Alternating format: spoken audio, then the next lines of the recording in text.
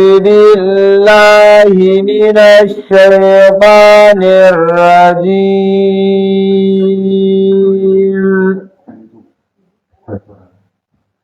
بسم الله الرحمن الرحيم.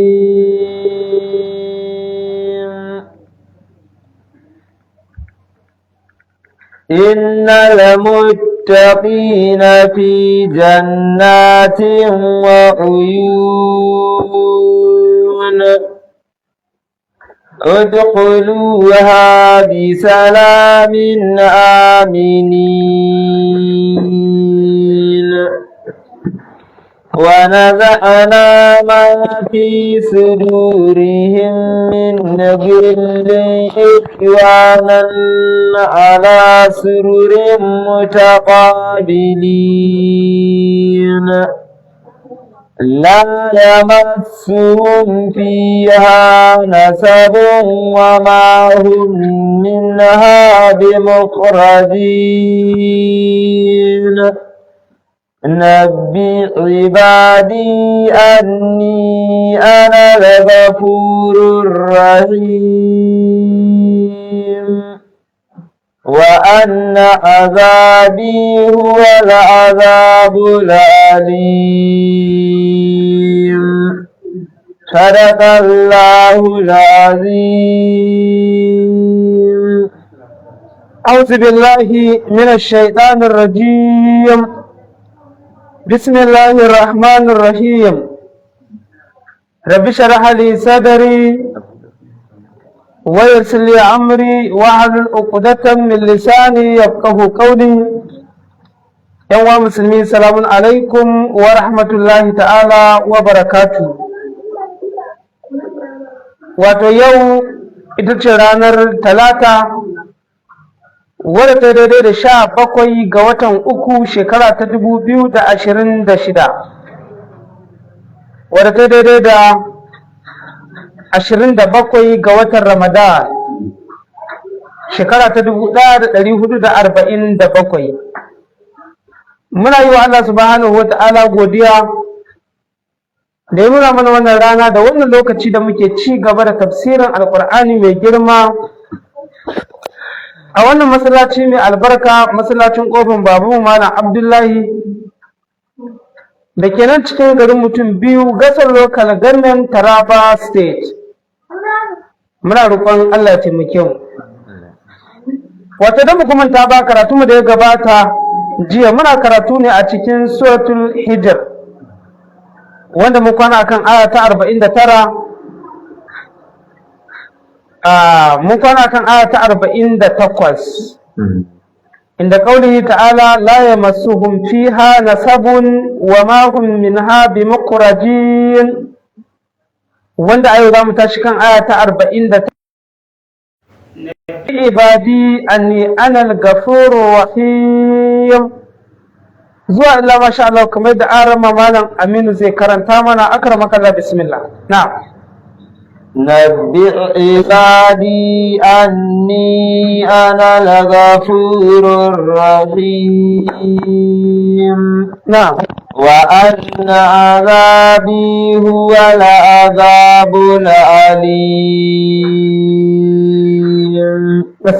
ونبئهم عن ضيف إبراهيم. نعم. To idan muka manta ba, kamar yadda muka faɗa jiya, insha Allah ta'ala wannan shine tafsirin mu na ƙarshe a wannan shekara ta 2026 1447. Yau ne muke katamar wannan tafsiri. Insha Allah ta'ala muna roƙon Allah ya taimake mu. Idan muka manta ba, karatu mu da ya gabata jiya mun ji yadda Allah mai girma ɗaukaka ke ga mana cewa lalle masu takawa suna cikin aljanna tare da idanun ruwa, wanda za a ce musu su shiga wannan aljanna da aminci, kuma suna amintattu da zaman lafiya. Sannan za mu cire dukkan wani gilli da dukkan wani bakin ciki da dukkan wani abin da yake sa damuwa a jikin ɗan adam. Za su zamo ɗan uwa, suna kan wasu gadaje suna fuskantar juna. Allah ce kuma wata wahala ba za ta taɓa shafar su a gidan aljanna ba, kuma ba su babu fita a gidan aljanna. Kamar yadda ba fita a gidan aljanna, haka ita ma wuta babu fita a ciki ga wanda ya shiga. Allah kare mu. To shine Allah mai girma ɗaukaka yake ga mana cewa ya Rasulullah nabbi ibadi, ka ba wa bayina labari cewa anni anal gafuru, lalle ni fa ni ne mai gafara, arrahimu kuma mai jin kai. Idan ka duba wasu ayoyi da ke cikin Qur'ani sai yake ga maka cewa daman ya ce maka wa idza sa'alaka ibadi anni fa inni qarib ujibu da'wata da'i idza da'an falyastajibu li wa liyu'minu bi la'allahum yarshudun. Sannan sai yake ƙara ga maka cewa wa inni lagaffarun liman taba. Sannan yake ga maka cewa kuma gafir zambi wa qabilut tawbi shadidul iqabi ziddaw. to shi yasa Allah ya ce annabi ka gawa bayina cewa lalle ni ne mai gafara kuma mai jin kai, kuma su sani cewa wa anna azabi, lalle azabata huwal azabul alim, ita ce azaba mafi radadi. Azaba ita ce azaba mafi radadi, azabar Allah. Da haka wa nabi'uhum, ya rasula ba su labari. Dama an ce suratul hijr ko dama mun ce kuma sura ta kunshi ababe daban-daban. Yanzu da muka wuce suratul ibrahim, to amma har yanzu dai dan lelan dai ana ƙara maimaita labarinsa. Allah ce wa nabi'uhum, har ila yau ba su labari. Kaga can cewa aka yi nabi ibadi, duk da an kawo ibadi amma nabi din, to amma nan sai aka yi idafa aka ce wa nabi'uhum, an yi idafa. Allah ce ka ba su labari ya rasulullah an daifi ibrahim, labari game da labarin bakin annabin Allah annabi ibrahima. To lokacin da suka je wa annabi ibrahim me ya faru ne? إذ دخلوا عليه فقالوا سلاما قال إنا منكم وجلون قالوا لا توجل إنا نبشرك بغلام عليم. قال أبشرتموني على أن مسني الكبر فبم تبشرون قالوا بشرناك بالحق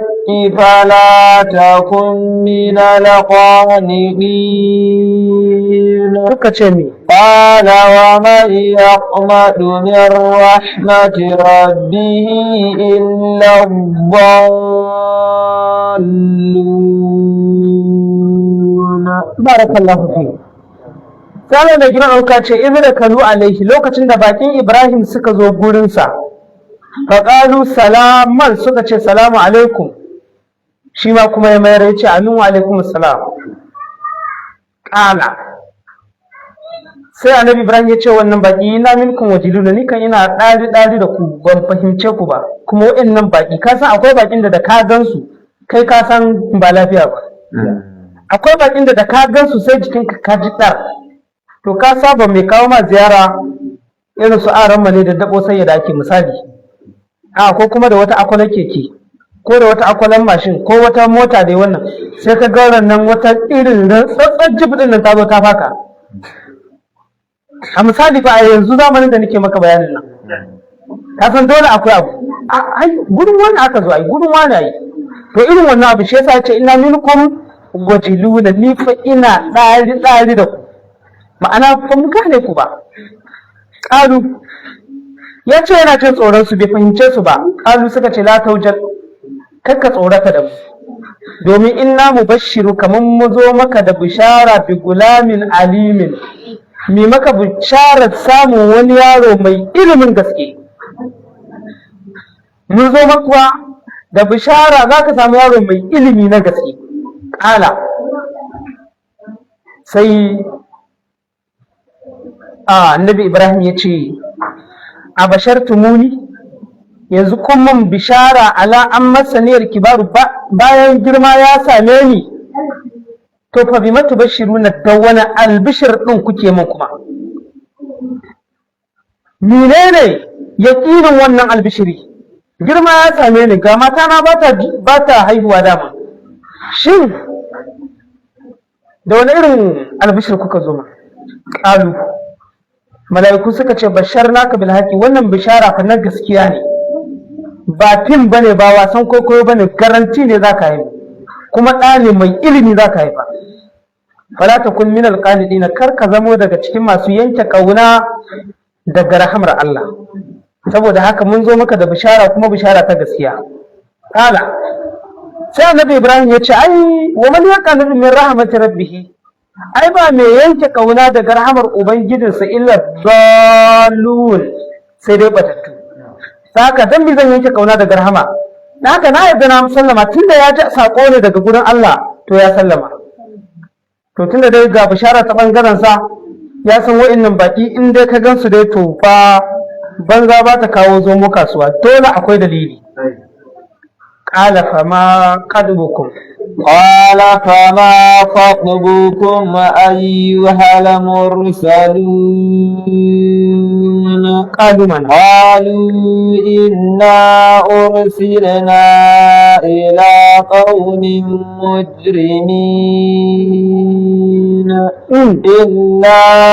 ala lutin inna lamunajjuhum ajma'in illa imra'atahu qaddarna innaha lamina al-ghabirin. Na'am, sai Allah mai girma ɗaukaka yake ga mana cewa ƙala fama, annabiyin Allah annabi Ibrahim yake ga wa mala'iku ya ce fama kadbukum, menene labarinku ayyuhal mursaluna, wa'annan matafiya, wa'annan ma'aika, me kuma labarinku? Qalu suka ce inna ursilna ila qaumin mujrimina, mu dinnan a aike mu ne zuwa ga mutanen mujrimai masu miyagun ayyuka. Za mu so mu hallakar da wannan alƙarin illa ala lutin, sai dai mutanen gidan lut su kadai ne. Dama an gaya maka kama wajadana fiha gaira baitin minal muslimina, ko duka alƙarya ba wani gidan musulmi in ba gidan lutu ba. Shi yasa suka ce illa ala lutin, sai dai gidan lutu ne kadai zai tsira. Inna lamunajjuhum ajma'ina, mala'ikun suke gawa Ibrahim cewa lalle mu dinnan za mu tsayaratar da su baki ɗayan su. To akwai karatu kasa a nan fakwance, kawai dai a tun daga can da aka ce maka qalu la tawjal inna nubashshiruka bi gulamin ali, akwai tambayar da zaka iya yi. Ainihin kun kaga daga zuwa su suka fara gaya mashi cewa ne mun zo maka da bishara yaro, samun yaro mai ilimi, amma kar ka mance cewa fa ai akwai matarsa tana laɓe, sai da ta yi dariya kuma sai aka yi albishir din a wasu ayoyin, ko ba haka bane? A nan kuma kai tsaye suka ce muna maka albishir da samun yaro mai ilimin gaske. A can kuma sai da mata ta yi dariya sai aka fa basharna bi ishaq wa min wara ishaq yaqub. An bai ci karatu, to me yake faruwa? To irin wa'annan su ne tashafu da Qur'ani ya kawo. Da ya ce maka kunna ummul kitab wa ukar mutashabiha, kamar irin tarihin annabi Musa ne, sai ka ji tsakaninsa da wa'annan matsafa. Nan an ce shi ne ya ce ku za ku jefa ko mu za mu jefa, can kuma an ce su ne suka ce kai za ka jefa ko mu za mu jefa. A tattaunawa ce ta faru a nan. An fahimci bayan, amma fa yaƙini da tabbaci wa ma ya alamu tawilahu illallah. To shine suka ce lallai za mu tsayar da mutanen ludu baki ɗayansu, illa mar'atahu, sai dai matarsa ita kan kaddarna mun tabbatar da ita inna alamin al-gabirina, za ta zamo daga cikin waɗanda za a hallakar, tana daga cikin waɗanda za a gama da su a wannan dare. Ake gawa annabi Ibrahim, domin annabi Ibrahim malami ne ga annabi Lut, shi yasa da za a je gurin annabi Lut akwai darasi a gurin sosai, sai da aka fara aika su zuwa gawa malaminsa. Kun fahimci karatu? Sai da aka fara aika su zuwa ga malaminsa, sannan kuma suka wuce ina? Suka wuce gurin shi wancan ɗalibi. To wani darasi ake koyar da mu a nan gurin? Kai a matsayinka na ɗalibi kar ka yadda kai gaban gabare. Ka gane yayi, kar ka yadda ga shugabanninka ka yi gaba kai bake saboda Allah ya baka wata baiwa ko kana da ilimi ko wani abu kamar a'a ka ba manya girman su. Duk wanda Allah ya riga ya ɗaukaka shi to ka bashi girman sa kawai. Sannan duk abin da zai biyo abin da ya shafi harka na addini in so samu ne ku tuntuɓi manyan ku sannan ku zartar da wannan abu. Saboda yanzu kaga za a ta halakar da mutanen Ludu ne, maimakon kai tsaye su wuce zuwa annabi Ludu a sai aka biyo wajen malamin sa domin ai fa amana lahu Lut. Annabi Ludu dama almajiri ne ga annabi Ibrahim, sai da aka biyo ta malamin sa sannan suka wuce. Wannan darasi ne na gaskiyan gaske. Shi yasa Qur'ani yana karantar da mu darussuka daban-daban. To gashi sun tabbatar da cewa lalle ita dinnan tana daga cikin wanda za a halakar. Falamma jaa ala ludi فلما جاء آل لوط المرسلون قال إنكم قوم منكرون قالوا بل جئناك بما كانوا فيه يمترون وأتيناك بالحق وإنا لصادقون فأسر بأهلك بقطع من الليل واتبع أدبارهم ولا يلتفت منكم أحد وامضوا حيث تؤمرون وقضينا إليه ذلك الأمر أن دابر هؤلاء مقطوع مصبحين وجاء أهل المدينة يستبشرون قال إن هؤلاء ضيفي فلا تفضحون واتقوا الله ولا تخزون قالوا أولم ننهك عن العالمين. بارك الله فيك. sai Allah mai girma ɗaukaka yake ga mana cewa falamma ja'a ala lutil mursalun, lokacin da waɗannan ma'aika suka zo ma annabi Lut, sun bar zango daga annabi Ibrahim sun taho zuwa ga annabi Lut. Qala innakum qaumun munkaruna, annabi Lut yace ku kan wasu mutane ne wanda baƙon fuska ne. Ka san in gari ka'idar gari yawanci idan an yi baƙo akan iya fahimta sako, akan iya ganewa. Sannan kuma akwai yanayi da dalili da za su iya saba ka gane alamun wannan bako ne misali. To ƙara sai annabi Lut ya ce innakum qaumun munkaruna, lalle ku dinnan mutane ne bako fuska, mutane ne wanda ba mu saba gani ba a wannan gari. Qalu suka ce bal tabbas haka ne, ji'ina ka bima kanu fihi yaftaruna, mun zo maka da abin da mutanenka suke shakku, ka masu wa'azi su daina bibiyar maza da sha'awa amma sun ki su daina, to wannan shakkun da suke na azaba yau ya zo. Kuma wa atainaka bil haqqi, mun zo maka da gaskiya, wannan labari ne wanda babu shakku, wa inna la sadiquna, gaskiya muke, mala'iku ne fa suke ga mishi haka. Kai da abin da muke bukata da kai, fa asri bi ahlika bi qidin min al-layl, kai tafiyar dare da wani yanki da ahalinka, ma'ana ka samu ahalinka ka yi tafiyar dare da su a cikin wasu sa'o'i na dare, ka samu wasu awanni ka yanki dare kawai ka ibi ahalinka ka fita daga gare. Wata bi adabarahu, ka bi bayansu. Kaga tafiyar tsira ƙa'idanta shi ne in dai wani abu ne na halaka, ka ji wani karatu a nan gudu ba, ba yau da ake ingiza mai kan turuwa ba. Malaminka ya sa ka abu kuma shi baya yi, malaminka ya sa ka abu baya zuwa. A'a kai dan siyasa ne, ka tara 'ya'yan talakawa da waye kana ba su kwayoyi da waye amma 'ya'yanka ma ka tura su kasar waje. To yanzu ka kula nan, sai aka ce wa annabi Lutu wata bi adbarahum, in ka tura su gaba kai ka tsaya baya. Wato ka kula, in wani bala'i ne ma fara cinyewa, tun da bala'in har daga baya zai zo. Da fara cinye babba misali kenan fa. Ka gane ita da awa ana yin ta billahi ana yin ta dan Allah, ana bada rayuwa ne akan ta. Amma duk bala'in da zai jawo ka tura ɗaliban ka su mutu kai kana nan, to kai har yanzu baka shiga jagora ba. Asalin jagora shine iya bada rayuwarsu akan waɗanda yake karantarwa, yadda su ma kuma za su iya bada rayuwarsu akan sa. Ka'idar kenan. Kaga ce sa aka ce wata bi adabarahum, to ka bi bayan su. Kuma ahir wala yartafit minkum ahadun, kaddayan ku yace zai dawo. Idan aka fita babu dawowa. Dan haka ku dai wala yartafit minkum ahadun wamdu haisu tumaruna, ku fita ta inda ake umarta ku. Idan gabas aka ce maku ku yi gabas, in yamma aka ce maku ku yi yamma, in kudu in arewa, shine wamdu haisu tumaru,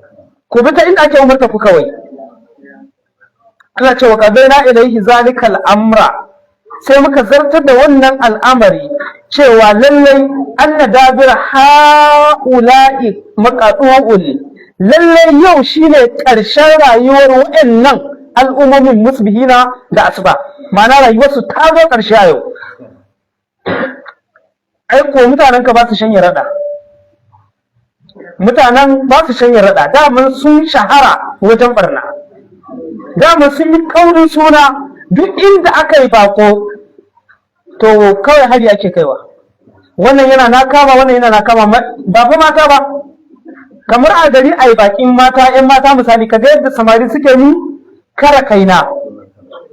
kowa yana so ya samu mi shiga. To su ma in an yi bakin maza haka suke zuwa gida duk inda aka yi bako su biya su mira zata da wani namijin, wa iyazu billahi. To kuwa annabi Lut ya yi bako, kuma sun sanar da junansu cewa to fa yau fa an yi baki. Waja'a ahlul madinati, sai ga mutanen garin sun zo ya junansu ya saba shirin suna albishir, suna wallahi yau an yi wasu tsala. Inna lillahi wa inna ilaihi raji'un. Namiji fa shine ya saba shirin suna ma junansu albishir, kamar yadda za ka ga mace ta burge ka ta baka shawa, to haka su ma wai in sun ga namiji burge su yake, wa iyazu billah. Tsabar mi dattin kwakwalwa da rashin tunani da rashin basira. Ƙara annabi ya ce haba al'umma, in haula idan fi wayannan fa baki na ne, falatar da buni, kar ku tozarta ni, kar ku bakanta min rai mana, wayannan baki na ne. Wata kula ku ji tsoron Allah mana, wala tukuzuni, kar ku tozarta ni, kar ku bakanta min rai. Buɗan bakin su maimakon su yi saranda, ƙalu sai suka ce to wai kai Lutu daman awan lamnan haka anil alamin, ba mu hana ka sauka baki ba, daman ba mun gaya maka ba in dai kai baki sai mun yi lalata da su. Wa iyazu billah, ka shaida ba kai ba annabi Lut cewa kar ka ƙara saukan baki, in ka kai baki to sai mun yi lalata da su. Inna lillahi wa inna ilaihi raji'un. Suka ce shin wai ba mun hana ka sauki baki ba dama, me ya kawo su to? Ai ka riga ka san aikin mu. Ada haula ibanati, yace to ga ƴaƴana nan na gari, ka kula karatun nan, haula ibanati yace ga ƴaƴana nan, wani wajen yace hunna aqharu lakum, su suka fi tsarki, ku ne na auren su ku aura bana. Ba wai ƴaƴansa na cikin sa na haihuwa ba, ka kula da karatu. Ai shi shugaba, malami, limami, sarki, duka al'ummar gari ƴaƴansu ne. An fahimci karatun? Yana musu nuni ne da cewa ga ƴaƴan mata na gari, ku ce ku ne ma ku aura mana, wani aka da haru da kuma su suka tsarki gare ku. Shi yasa ya ce qala haula banati, wannan ba ƴaƴana ne. In kuntum fa'ilina, in dai za ku aura ku je ku aure su mana, ya fiye ku yi. Allah ce har ma ka gashi ma kuwa qala haula, na'am na ma riga malam masallaci قال هؤلاء بناتي إن كنتم فاعلين kuma لأمرك إنهم لفي سكرتهم يعمهون gaskiya فأخذتهم الصيحة مشرقين sannan فجعلنا عاليها سافلها وأمطرنا عليهم حجارة من سجيل kuma إن في ذلك لآيات للمتوسمين وإنها لبسبيل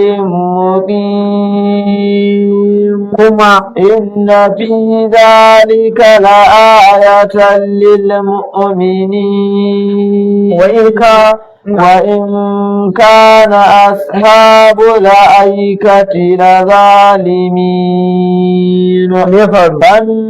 فانتقمنا منهم وإنهما لبإمام مبين gaskiya ne kada haula ibanati annabi ne ya ce ga ƴaƴana nan ku nema ku aure su in kun tufa ne za ku aikata ku nemi ƴaƴan gari na mata mana ku nema ku aure su Allah ce na amurka annabi lu lalle rayuwarka innahum cewa su ka ɓata rayuwarka kana masu wa'azi a cikin su amma bai amfane su da komai ba innahum lafi sakaratihim ya'mahuna cikin magakin su da suke tabimuwa mai wa'azi ya zo ya gama wa'azi ya gama menene amma al'umma ko a jikinsu yanzu ba gashi ba sai yau din na 27 za mu kammala wannan tafsiri na bana insha Allah ta'ala to wani ko a jikinsa wani watakila ma a unguwan yake da an fara wa'azi ko ya kunna MP ko waya ko wani abu mai kama da wannan to ga dai lokacin kuma har yayi ne har ya zo wani kuma ya kamo bidiyo kallo wanda ya saurari karatu gwanda ya je ya kallo shi yasa annabi Lutu da ya rayuwa Allah sanuku da zuwa annabi Lutu da ya rayuwa a cikin su shi aka ce maka to rayuwar da kai a cikin su bata amfane su da komai ba suna cikin magaji ne kawai suna dimuwa sai Allah mai girma ɗauka ce fa aka zathumus sayhatu mushrikin sai tsawa ta kama su ta gabashin gari da maka da hadari kai na yake fitowa kaga ta gabas hadari ya zo ya haɗu ganga to ka kula da wani karatu anan shi ma dai kamar irin misalin da muke muku baya kaga a nan kun sai aka ce maka fa aka zathumu sayhatu mushrikina tsawa ce ta kama su to kuma rubu sai a nan gaba kuma sai aka ce maka fa ja'alna aliyaha safilaha ai ruwan rubtugu ne akai na farko sai da aka yi masu tsawon da ta zo ta yi daga da su sannan kuma aka bi su da aka ɗaga garin kafin a juya shi kuma aka aiko musu da ruwan bama-bamai daga sama daga misir mala daga kurkukun jahannama bala'i kan bala'i kenan shi yasa Allah mai girma ɗauka ce sai tsawa ta kama su ta gabashin gari fa ja'alna aliya sai muka sanya saman garin safi da haya koma ƙasa aka yi masu juyin masa mana yadda za ka san dai in masa ta so ya dai sai a daga can sama ya dawo ya dawo ƙasa to haka aka yi wa garin fa wa amdarna alaihim hijaratan bayan mun masu juyin masa kuma sai muka yi masu ruwan bala'i na ruwan duwar watsu min sijjinin daga kurkukun wuta sana ce wannan fa abin da aka yi maka ba wai a baka labari kawai ka yi dariya bane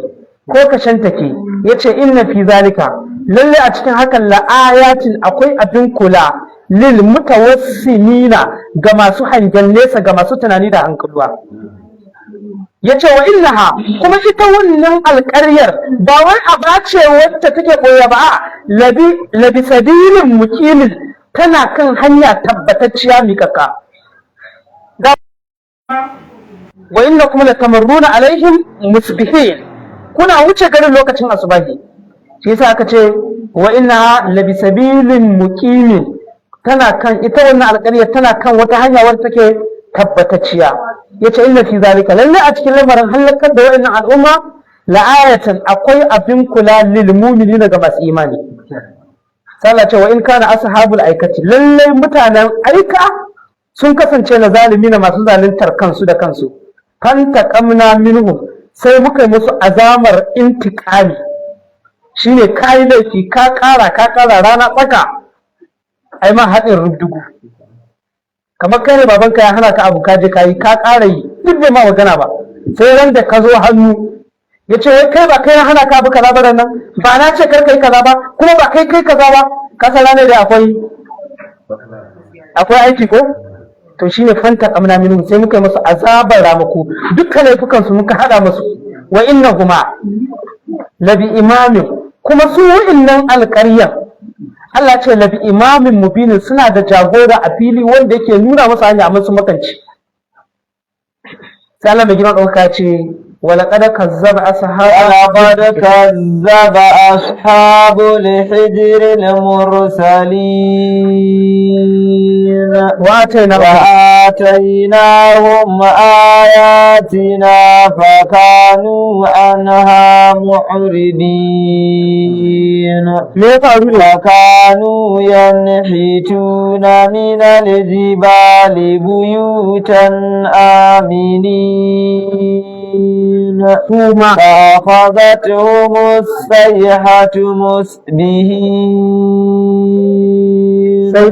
فما أغنى عنهم ما كانوا يكسبون بارك الله فيك سألت ولقد كذب أصحاب الحجر المرسلين الله ce hakika fa ashabul hijr ma abota duwatsu sun karyata almursalina ma'aikan da aka aiko sun karyata annabin da aka aiko musu da sauran annabawa duka dama ka'idar haka abin yake idan ka karyata mai wa'azi to kamar ka karyata annabi ne domin su ne magada annabawan in ka karyata annabi ɗaya kuma ka karyata duka annabawan da Allah ya aiko idan ka karyata aya ɗaya cikin Qur'ani to duka Qur'anin ka karyata shi yasa Allah ya ce annabi ya yi wa rasulu ballik ma unzila ilayka min rabbik wa in lam tafa'al fama balagata risalatahu ya rasula isar da sakon da aka baka baki daya idan har ka rage wani abu shine wa in lam tafa'al idan har ka rage wani abu to fama balagata risalatahu sakon duka ma baka isar da shi ba shi yasa Allah ya ce annabin wa ma huwa ala al-ghaibi bidalilin annabin baya ruwa kan gaibin da aka basa ya isar da sakon kwata sana cewa atainahum ayatina kuma su din mun ba su ayoyin mu fa kanu anha mu'ridina sai suka bijire da ayoyi an karantar da su an karantar da su amma ina dama an ce maka sahabul hijri ne aiko sai Allah mai kiran uku ce su din wa kanu yadhituna min al-jibali buyutan sun kasance suna kwakwara dutse akwai annafatu akwai ar-rasmu ar-rasmu shine yanzu aka yi gini ka gane gini aka yi kilista aka komai sai aka zo aka bi da tenti aka yi aka zana sunan shi rasamu kenan shi kuma annahatu shine gini sai aka yi kilista tana danya ka gane sai aka zana aka fidda drawing din wani abu a ciki ka zana yi aiko shi ake kira da annahatu to dutse yana a cikinsa sai ka samu maka ko wani abu sai ka zana sunan shi ne rasamu zane kenan amma dutsen kansa sai ka samu guduma ko wani abu da sai ka kwakwa da cikinsa shine annahatu ana jin magana shine a kwakwa da dutse a kwalkwale a haɗa room and part a fidda bayan gida a fidda kitchen a fidda komai to abinda mutanen annabi wato hudu suke yi kenan adawa su da sahabul hijr da ake gama sai sa aka ce wa kanu yanhituna min al-jibali su din sun kasance suna kwakwara duwatsu buyutan suna yin gidaje kuma sai aka ce maka aminina cikin natsuwa yadda za ka shiga kai da kai wannan gida mai kamar ramun bera ka gane bulan zamani kenan ka san da ana yin bulo wanda ko bulletproof ake ce mashi mana bulan kasa shi ne bulletproof mana haba aka ce ai wannan kauyanci ne ƙauyenci ne kawai yanzu ga na zamani wanda da ka bai wani uban gula da hannu ma zai kuli in ka sake ko ba haka bane shaf kawai malam in aka yi sai ka ya wuce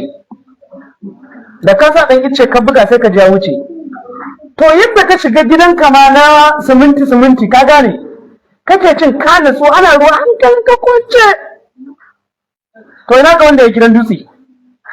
kuma ba gidan dutse nan ba irin naka bane zaka je kai ginin laka ko ginin siminti ka dan ɗebo farfashin duwatsu ka lilli ka ga cewa ka gidan dutse ka gane ai ka gane irin wannan ko sai a samu duwatsu a faffere sai a zo a mammanna cikin ginin ya ga ya ce gidan dutse ya ringa kwatance da shi to zuwa irin wannan gidan dutsen bane a kamar irin dutsen hanyar janin birnin misali su za su je su samu shi su kwakware shi su fidda gida su fidda komai a cikinsa kaga babu magana yiwu dai ba magana iska ko wani abu mai kama da wannan ko zuba ko wannan haka fa shi yasa aka ce maka fa wa amaruha akasar mimma amaruha al'ummomin da sun raya kasa fiye da yadda kuka raya to shi yasa Allah ce sun kasance suna kwakwara dutse su yi gidaje kuma amini da cikin natsuwa suke komai da komai Allah ce fa aka zata sai hatu su din ma sai tsawa ta kama su musbihi na da asuba ka ji maganar nan fa mutanen Lut da asuba aka musu bala'i mutanen annabi Hud su ma da asuba aka musu yawancin bala'in da Allah yake saukarwa inda ake halaka wannan da asuba ne wai wani likin ake baka wani technology ake baka ka je suratul adiyat ai ko da aka ce waka wal adiyat dafa ko falmuriyati kada sai aka ce mi falmutirati mi subha masu kai hari da asuba mana in kana so mana in dai kana so ku ci iya yaki to asubanci ake bi in ma tafiya za a yi a kwana da daddare da asuba a je inda ake hari abin da yake faruwa kenan to yanzu ka duba yakin da ake gaba tsakiyar nan mana ba sai kun kwanta cikin bacci ba da safe kawai ku ga sabbin labarai an kai har inda ba a zato to wanda duka sa ta amsa ne Qur'ani yake bayarwa wai me yasa ma yake cewa hari da asuba ai dalili shine da asuban nan kowa dindeban ka dai majority an dawo gida sannan kuma me rana ba ta fito ba ko kuma gari bai gama ya wayewa ba an fita an fahimci magana saboda wani dama yana dan baccin safe wani kuma sai ya karya wani masu yi mana surutu na stop ko a yi waje gaba ki daya ana karatu kuna surutu lafiyan ku kuwa kuna so kuma da mana gurin kasuwa ne kuma kuna ji ku manyan kuna ji ba za ku taka musu birki ba na muku magana ana karatu in kuka ji wani yana surutu ku fidda shi amma ba ku ji ku dole ne kun sa na tsaida abin da nake yi aiki 10 da 10 kenan na ka ji matsalar wani abu ya shigo aiko matsalar wani abin ya shigo kenan ai in dai ya shigo sai ya dauki hankali shi yasa muke ta gurin ka sai bidin wasu matsalolin da kanku na da haka Allah bai kira dauka ce da asuba saboda haka sirrin yaki da asuba ake cin galaba Qur'ani ne kuma ya riga ya faɗa saboda ni kowa bai kai ga fita ba kuma kowa ya riga ya dawo sai Allah mai gina ɗauka ce fa ma agana anhum ma kanu ya kase gona duk abin da suka aikata da duk dukiyarsu da duk kayan alatunsu bai wadatar da su komai ba sai Allah mai gina ɗauka ce wa ma kalaqana samawati wal arda وما خلقنا السماوات والأرض وما بينهما إلا بالحق وإن الساعة لآتية فاصفح الصفح الجميل وإن الساعة من يتشي وإن الساعة لآتية فاصفح الصفح الجميل نعم إن ربك هو الخلاق العليم ولقد آتيناك سبعا من المثاني والقرآن العظيم لا تمدن عينيك إلى ما متعنا به أزواجا منهم ولا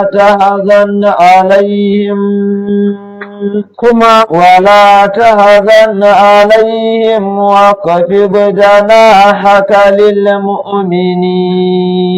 للمؤمنين نعم وقل إني أنا النذير المبين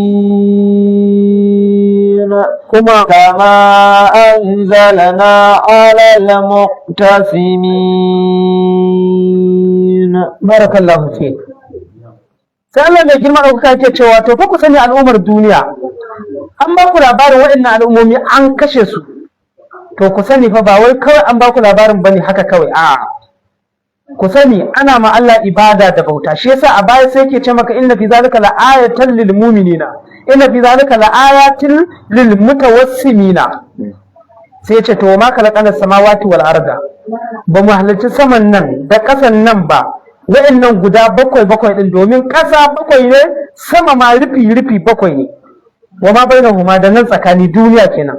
Allah ce bai yi su ba illa bil haqqi sai dan abauta masa, bai yi wa'annan samai da ƙasa ba sai dan abauta masa ba, sai dan abauta masa. Wa inna sa'ata, kuma lalle fa kiyama ku sani la'atiyatun mai zuwa ce. Da haka ya rasulullah fasfahil safahal jamil, ka kau da kai da abin da suke yi, kau da kai kyakkyawa, ka kula da wannan. Fasfahil safahal jamil, kau da kai kamar da muka faɗa a cikin suratu Yusuf cewa annabi Yaqub duk irin laifukan da aka masa sai ya ce fasabarun jamil. Yadda ya ce fasabarun jamil, da ya daina wadda ta yayansa bai daina ba, ka je musu wani bakin baki bai daina ba. To kai ma yanzu da aka ce maka ka kau da kai da al'umma ya rasulullah, kai ma yanzu ka kawo da kai da al'umma, ba wai ana nufin ba ruwanka da kowa abokin gabanka ne, kowa wai saboda bai bi Qur'ani ba kai ma hukaci ne. Ka san wani shi wani dalili yana bin Qur'ani, makwabtansa ba su gaice shi suna ya je ba, daurin auren su ba zai je masallacin su ya sallah ba, kai ma hukaci ne, ba haka ake nufi ba. Tasfahil sabahar jamil, ka kau da kai mai kyau shine duk abin da yake na da'a da biyayya nan ya kamata ka yi, duk abin da yake na sabo kuma kakka biye musu. Abin mu'amala na rayuwa da komai ka yi. Kai akwai annabi fa da gidan karshen kafir ya rayu shine Musa. Annabi Musa a gidan arna ya rayu, ko ba haka bane? Kuma ya ci abincin gidan, ya sha abincin gidan, ya komai. Har ma Fir'auna ya zo yana gura ta masa. Ya ce awalam rabbika fina walidan wa labista fina min umrika sinina wa fa'altaka allati fa'altaha wa anta min al-kafirin. Kuma haka ba, da haka kai ma a yau ko da a gidanku ba wanda ya da littafin sai kai kadai, to ba wai dalili bane da zaka kaurace ma kowa, ba wai dalili bane da zaka kin magana da kowa, ba wai dalili bane da kowa zai zama abokin gaban ka ba. A shi alqur'ani na masu hankali ne. Shi yasa ce ya rasulullah fasfahil safahal jamil, ka kauda kai da al'umma, kauda kai mai kyau, ma'ana duk abin da yake na addini ka nuna musu, mu'amala kuma a yi wajen da'a ka bi, wajen sabo kuma ka kauda kai da bare su. Yace inna rabbaka, lalle ubangijinka huwal kallaqul alim, shine mai yawan halitta, mai kyautata halitta, kuma alimun masanin halittar. La ilaha illallah. Ka ji karatun nan fa, akwai wani technology a gurin nan, akwai wani karatu a gurin nan kwance, ka je ka tambayi likitoci. Allah ce inna rabbaka huwal kallaqul alim, Allah shine mai halitta kuma alimin ƙwararre akan halittarsa. Da haka duk halittar da kaga Allah yayi yana da ƙwarewa akan ta. Shi yasa yace ala ya alamu man khalaqa. Shin wai wanda ya halitta bai san abin da ya halitta bane? Yasa ce inna rabbaka huwal kallaqul alim. Yace wala qad atainaka sab'an ya rasulullah. Dama an ce fasbahil sabal jami'ko, sai Allah ce wala qad atainaka sab'an minal masani. Tabbas mun baka wasu bakwai da kake yawan maimaita su. Wasu bakwai da kake yawan maimaita su. To ana an kai ruwa rana, an kai komo. To wasu sab'an minal masanin nan menene? A sab'an minal masani kaza ne. sab'an minal misali kaza ne, sab'an minal misali fatiha ne, sab'an minal misali kaza ne, ai ta kawowa. To wannan yana daga cikin abin da ake cewa me, dama akwai zahiri, akwai abin da ake cewa zahiri, akwai ma'ana kuma. To ita wannan tun da bata fito maka da zahiri, akwai nassi, akwai ma'ana. Tun da wannan ba nassi ne karar suke nuna maka abin da kaza ake nufi ba, sai ka kula da siyaqul kalamin din me yake nufi.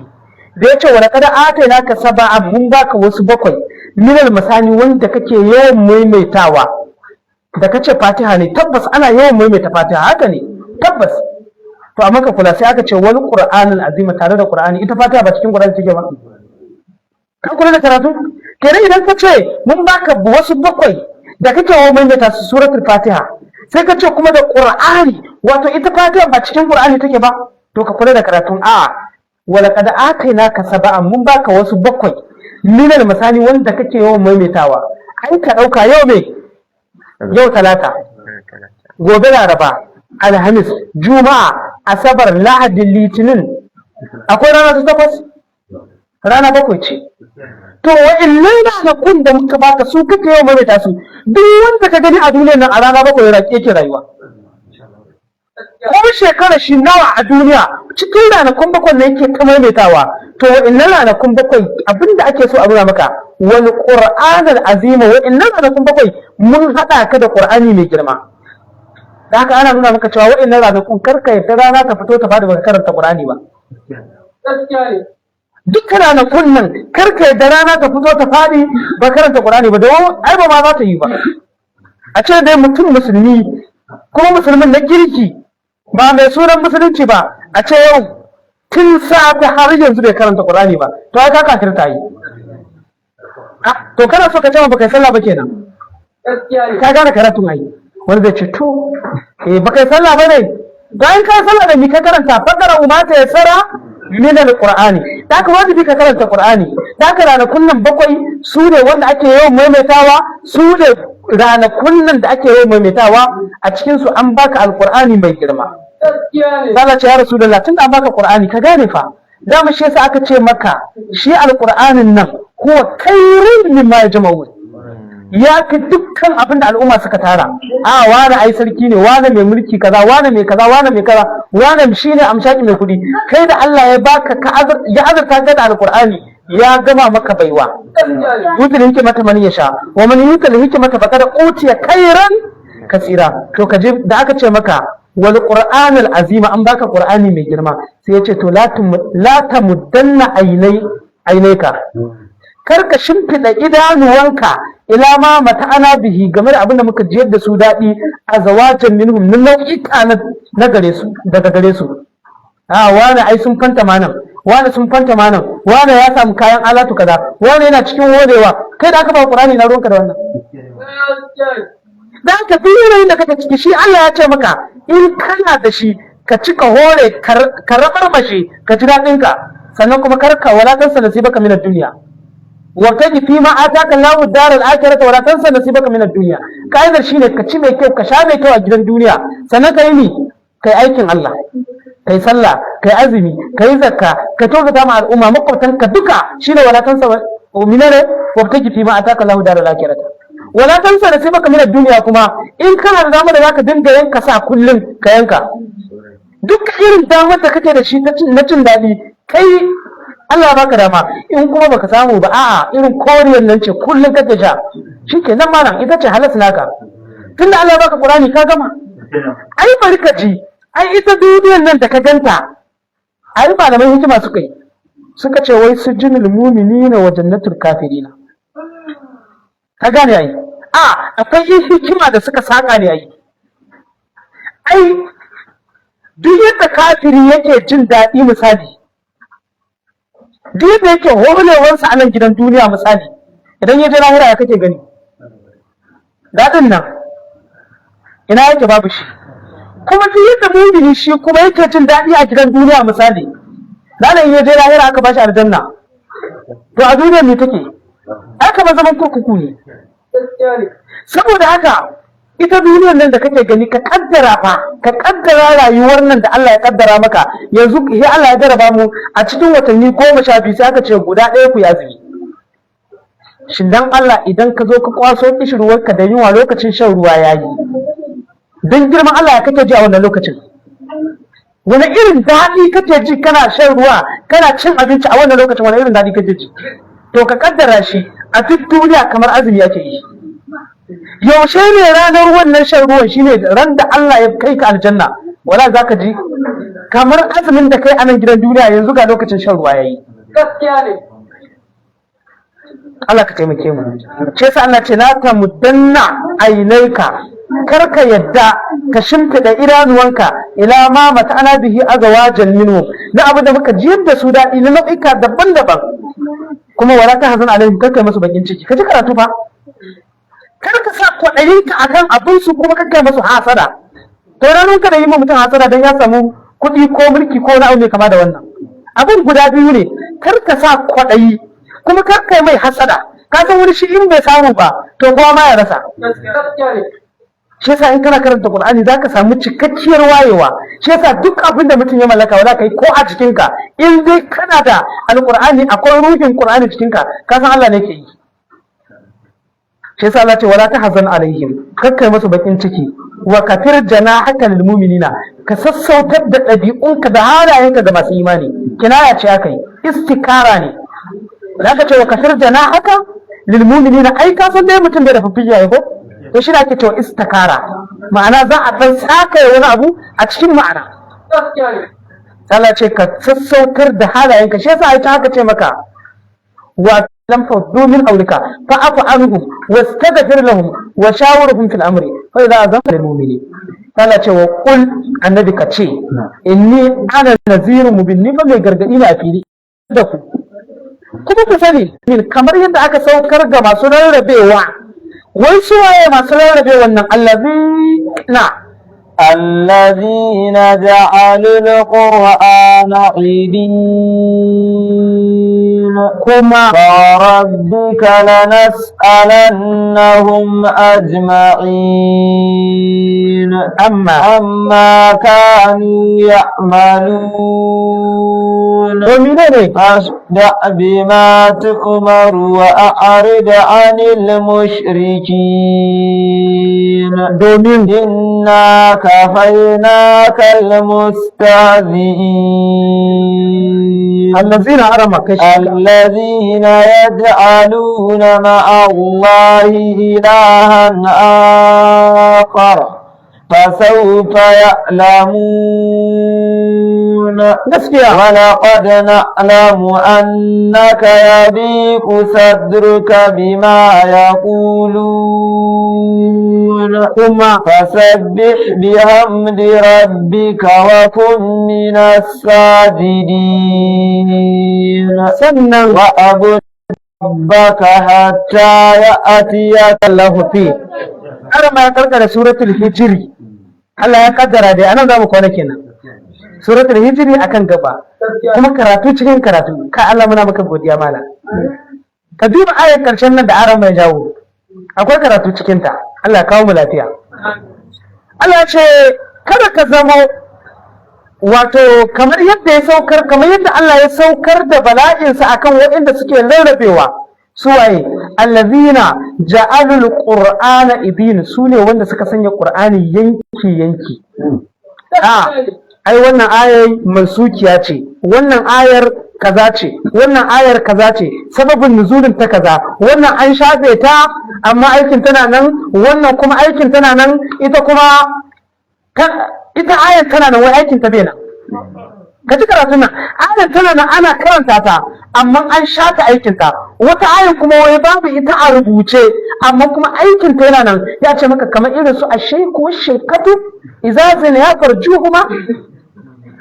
wai ita wannan ayar an shafe ta amma hukuncin ta yana nan, hukuncin rajamu, hukuncin arna kenan. Duk inda ka an ce rajamu a ka'idar Qur'ani baya kawo ta a musulmai. Duk inda ka ji an rajamu, ana rajamu, suka ce wa laula rahaduka la rajamnaka, mutanen wa annabi Nuhu da annabi Lut suka ce ba dan wannan ba da mun jajjefe ka da ka inda ka ji rajamu ka'idar shine ba musulmai ke rajamu ba da ka babu ayar rajamu shi ana cewa yayin mazinaci kowai a ne bulala 100 shi ma inda shi guda hudu ka'idar kenan shine allazina ja'alul qur'ana idilin suka sanya qur'ani bangare ciri ai ayan tayi kaza da sababin nuzulin ta ai ma nan saka min ayatin an shafa wata an tabba amma da qur'ani duk ayat da ka gani tana aiki har yanzu continue ne ba wata aya da aka shafe mala sai ce fa rabbika ubangijinka yana tabbatar da cewa la nas'alannahum ajma'ina dukkan su sai mu tambaye su to wai za mu tambaye su dama Allah ya ga maka cewa wa innahu la zikrun laka wa liqaumika wa sawfa tus'aluna lalle qur'ani na tunatarwa ka ne annabi kuma tunatarwa mutanen ka ne ko wa sawfa tus'aluna ya mun tambaye su qur'ani ko da kake gani sai an tambaye shi qur'ani ni da kai da ke da mu da su da ku duka wala sai an tambaye kowa qur'ani dan haka shin amma za kun tunta amaluna shin ka karanta ko baka karanta ba yau ka zo kana karyatawa ai ba kaza cikin qur'ani ai qur'ani bai zo da kaza ba a'a yaushe ma ka karanta shi Allah ce za mu tambayi kowa amma ka yi amaluna game da aikin da suka aikata shi yasa ta aka ce maka amma za kuntum ta'malu sai ce ya rasulullah gaskiya duk dacinta fasda bi matumar ka tsage abinda ake umartar ka wa arid adil mushrikina ka kauda kanka da mushrikai gaskiya ne a sadau ka san ciwon kai ma ana kira shi sad saboda ni tsagin wani rabi ne zaka ji kawai kamar ana tsara shi yasa aka ce to tsage ma'ana kece gaskiya kawai kamar da abinda ake umartar ka kauda kanka da mushrikai Allah ce inna kafainaka almustahzinin duk masu maka izgirin nan sun ce kai boka ne sun ce kai mahaukaci ne Allah ce mu za mu isar maka allazina yaj'aluna ma Allahi ilahan akara su ne wanda suka sanya wani abin bauta daban tare da Allah fa sawfa ya'lamuna da sanin za su gane kuran su ai idan kada Allah ce da sawfa ya'lamuna to akwai abu a gurin ne da sanin za su sani Allah ce wala qad na'lamu annaka yadiqu sadruka bima yaqulun tabbas hakika mun san cewa kirjinka yana kunci game da abin da suke gaya maka nan hasbunallah ka ji maganar nan fa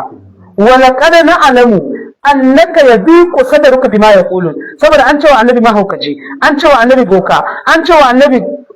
waye mawaki duka duk wani abu kaskantacce an jinkina wa annabi kana ce musa abin yana bakanta maka rai da haka da mu shi yasa ta aka ce maka fasfahil safahal jami sai ce to ni zai faru duk irin sharrin da za su yi maka ka sabbi bismi rabbikal azim a ci gaba da ibada ne yayi ana ce maka dan kara ka to kana ci gaba da karanta qur'ani ana ce maka tasbih ka kai kuma kana ci gaba da ibada da sallah da abin da yake gaban ka kaidar kenan amma kai an ce maka waye an ce amma sharri akan qur'ani nan kawai shikenan sai ka bari ai kai asara kana ji fa annabin aka ce lallai mun san abin da suke ga maka nan yana bakanta maka ne to kai waye ka rike hanyar Allah ba za a ga maka abin da zai bakanta ma rai ba sai sai Allah ce kai annabi kawai ka sabbihi bismi rabbikal azim kai tasbihi da godiyar ubangijinka wa kun min as-sajidin kuma ka zama daga cikin masu sujjada ashe annabi shi ma zai shiga cikin masu sallah ne kamar yadda ya kanta ana sallah aka ba shi umarni tun da yanzu ya zama shugaba kuma aka ce ku yi koyi da shi yanzu shi zai yi ku yi Allah ce to wa abudu rabbaka ya rasulullah na fasabbihi bismi rabbikal azim baka ji shi bane fasabbihi bihamdi rabbika na'am kai tasbihi da godiyar ubangijinka wa kun minas sajidin ka zama daga cikin masu sallah wa abudu rabbaka kuma ka ci gaba da bautawa ubangijinka hatta ya ce ka da kila har mutuwa ta zo ma ba wai can ba za ka ce maka idan ka yi rashin lafiya ko hankalinka ya bace wai in ka tashi duk sallolin da suka wuce nan kai karama su in na shekara nawa ne in ma baka san shekara nawa bane wai wa abudu rabbaka ta ce ka da kila kai ta sallah har sai ka sami yaqini kai wa ma ta'ala alaikum fid din min haraj daga nan da hankalinka ya gushe ko shekara 1000 kai a raye wannan sallar da azumi duka Allah ya dauke ma saboda la yukallifu Allahu nafsan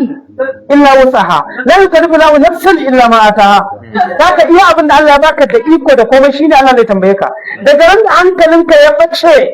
daga lokacin ibada ta sauka kanka shi yasa da Allah ya bani sai ya ce la ayatul liqaumin yaqilun shi yasa yau ne ranar rufe wannan tafsiri muna da addu'o'i muna da bukatu insha Allah ta'ala sannan kuma ba wai muna rufe Qur'ani bane tab sai yasa nace maka akwai karatu a yadda zamu kwanan nan aiwa abu da rabbaka hatta ya ciye ka da yakinin nan to mu karatun qur'ani har mutuwa ta zo ba mu dainawa ana ta magana ko shi ne karatu ai wa abu da rabbaka hatta ya ciye ka da yakin za mu ta karanta qur'ani wala har mutuwa zaka insha Allah ta'ala yau ne ranar rufe wannan tafsiri kuma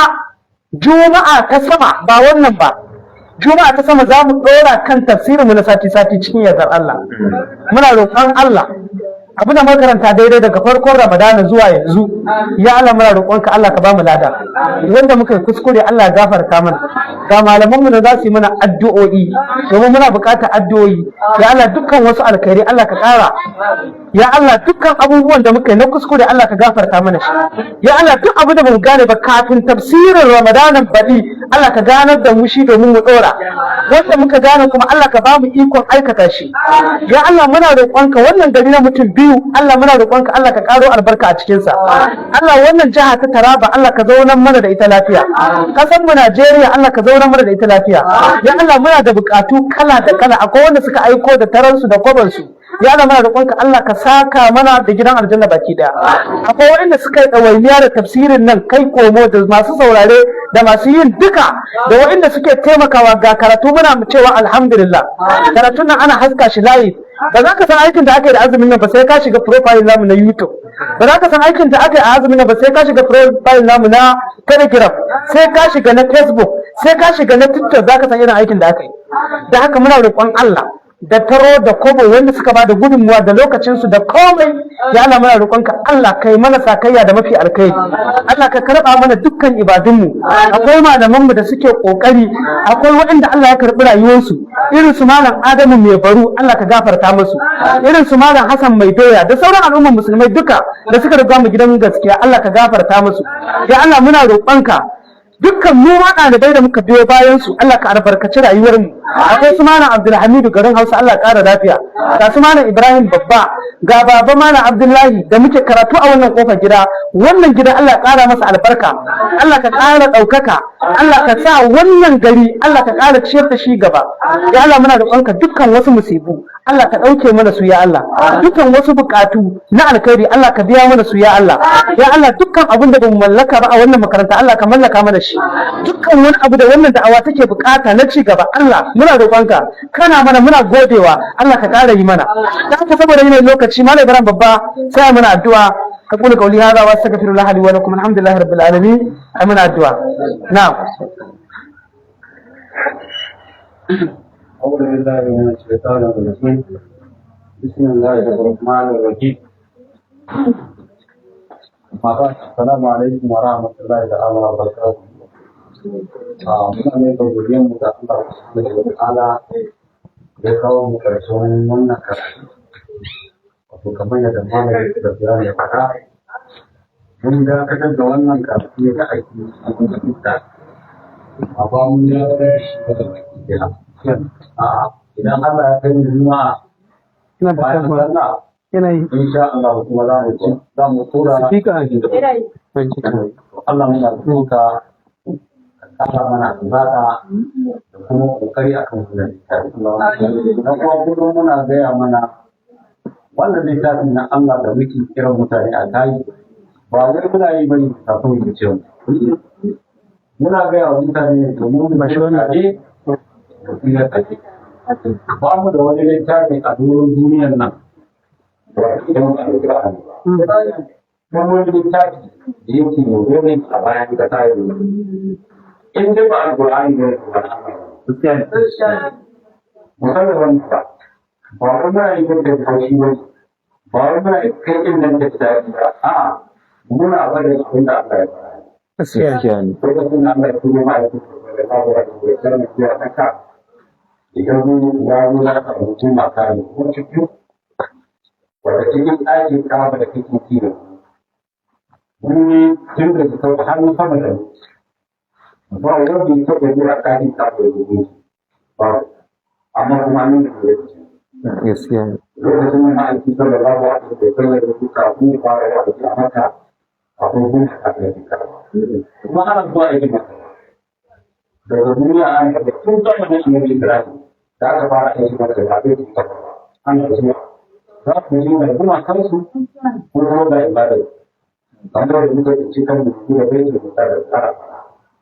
akwai ɓangaren da kiristoci suke da nasu dama a ciki kamar yadda ake faɗa ba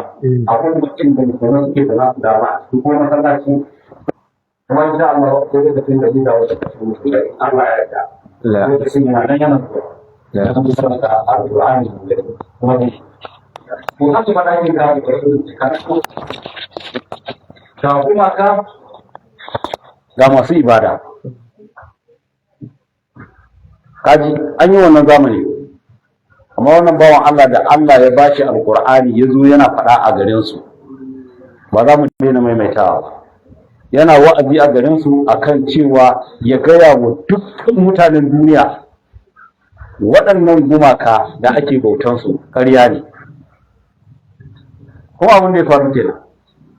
haka ya jajirce ya dage ya tsayuwar daka ya gaya wa mutane ya ce waɗannan gumakan fa ƙarya ne yanzu waɗannan gumakan ƙarya ne yi ƙarya ne Allah ne cin gaya mu Allah shi kadai ake bauta to shi ne aka ce to bari mu gani za mu ga yadda za a yi da kai za mu ga yadda za mu da mu da kai a wannan gari za mu ga yadda za a yi aka ji aka yi ta mitin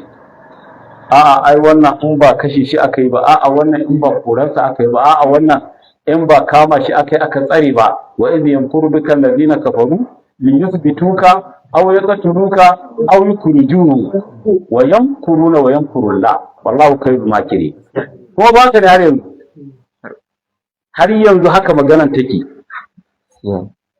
suka je suka shirya mitin kace to abinda za a yi a kore shi a garin nan a'a ai aka kore shi a garin nan zai je wani gari ya kafa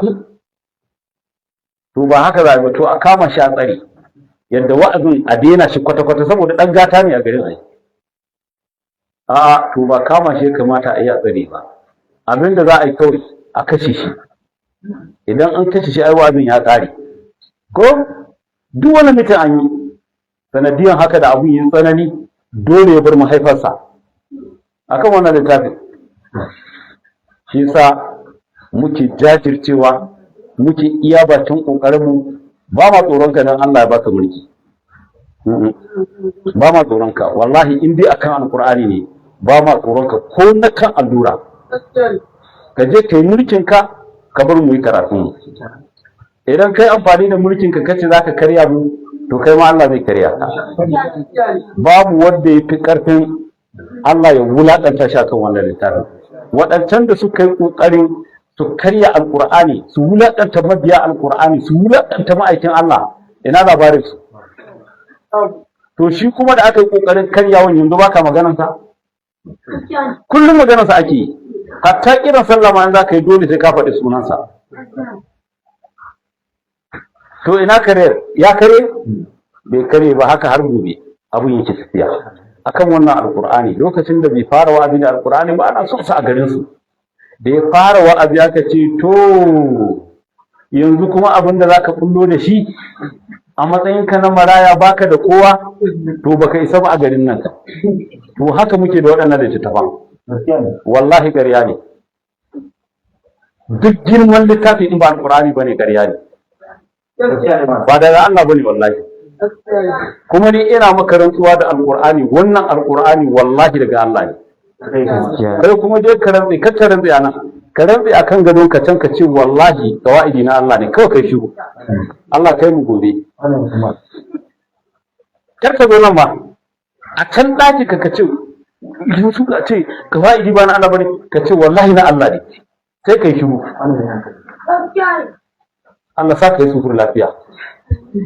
billahi nabi in dai akan wani littafi za ka rantsi cewa daga Allah ne wallahi ba za ka kai labari ba amma alqur'ani na Allah ne kuma duk kotun duniya da ta je ba za a baka kai rantsuwa da wani littafi ba sai wannan sai qur'ani gashi dai kotunan nawa ba a shari'a da qur'ani ko ana yi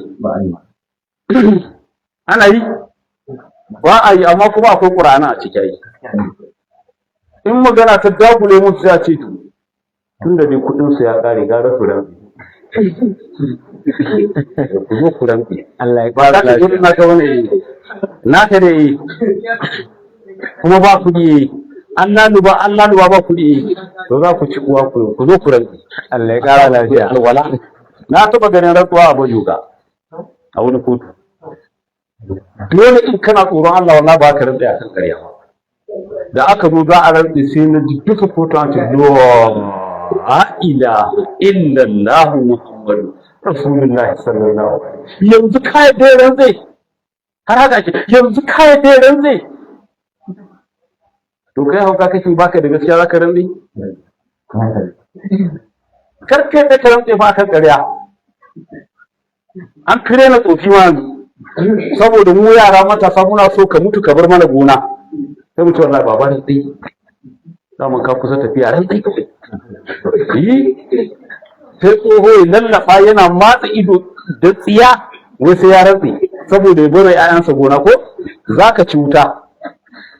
Za ka mutu kuma ka tafi wuta. Duk wanda ya rantse da alkur'ani akan ƙarya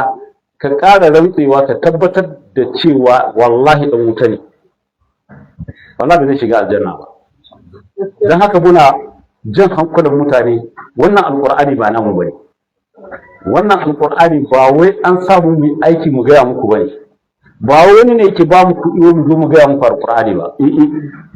Al'amari ne da Allah. Allah ne ya ce wa ma'aiki sallallahu alaihi wasallam yake gaya wa duniya, ya ce wa uhiya ilayya hadal qur'an, ya ce an yi wahayin wannan alqur'ani zuwa gare ni li unzirakum bihi, domin na gargaɗe ku da shi, wa man bala, da duk wanda alqur'ani ya riska ba shi da abin yin wa'azi sai alqur'ani. Akwai kare a gurin? An gaya masa ka ce ya rasulullahi kai wa'azi. wa zakir ko fa zakir fa zakir bil qur'an, kai wa'azi. Ma'ana an ce kai wa'azi, kamar ya tambaya to da me zan yi wa'azi ya Allah? Bil qur'ani, da alqur'ani. Yanzu dan Allah ya baka ilimi ka zo ka shimfida wani littafi kana yi wa mutane wa'azi da shi, kai koyi da annabi? Ba kai koyi da annabi ba. To ba wani na gaya muku bane saboda son rai. Ba ku da abin da za ku babu, wallahi tallahi ba ku da abin da za ku babu. Wannan lafiya da Allah ya bamu muna yi wa Allah godiya. Allah ya ƙara mana, Allah kuma ya ƙara mana ilimi akan wannan alƙur'ani. Amma mu din muna gaya muku fa ba wai a'a masanin alƙur'ani bane fa ɗalibai ne.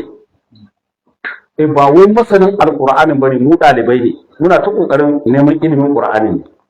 Akwai manya gaban mu suna na rututu, akwai ko ina muna da masana su fito ƙarar su ce alƙur'ani shine gaskiya, wallahi abin ya gagara. Ai da a ce waɗannan da muke da su masu ilimi suna tare da mu, da za su fito su gaya mutane gaskiya, alƙur'ani shine gaskiya, ajiye wa'azin za mu kama sauraron su. Amma son rai zuwa daga gwama mutane a ce kaza sallallahu alaihi wa sallam ya ce kaza, sallallahu alaihi wa sallam ya ce kaza, wannan kuma yazo kana ji a ce magana annabi ƙarya ne, to ba alqur'ani ba. Dan haka ƴan uwa mu rike alqur'ani, musamman matasa, ku tsaya ku yi karatun alqur'ani.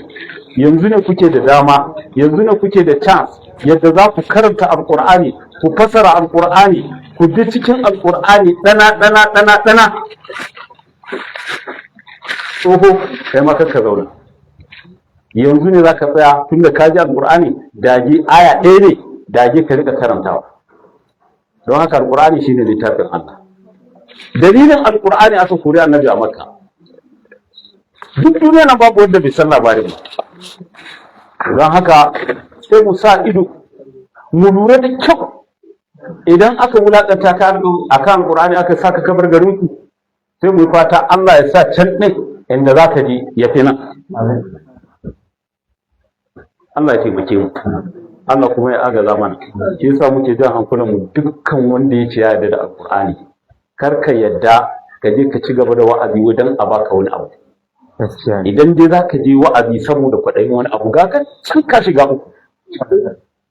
Daman can tarihi ma da muka samu cewa aka yi,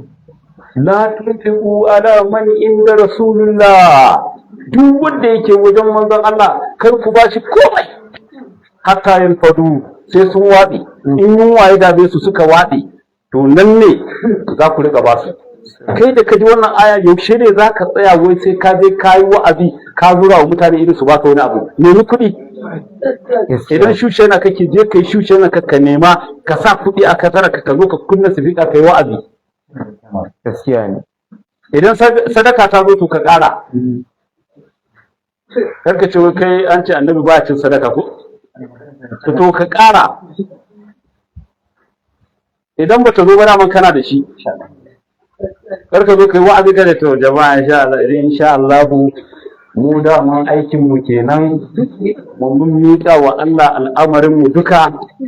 don haka mun sadaukar da kanmu wa'azin nan shine aikin mu to muna neman fi sabilillahi a taimaka mana saboda abincin da zamu ci da ɗawainiyar mota ko bayi wa ya saka ne na ɗora mutane haraji kai wa'azin ka kawai ka tashi in an baka ka karba idan ba a baka ba daman kana da kayanka nan ne zaka ji daɗin gaya wa mutane gaskiya gaya mun ta inda zaka gaya wa mai baka dubbai gaskiya wata aya ta zo zaka masa fata-fata ranar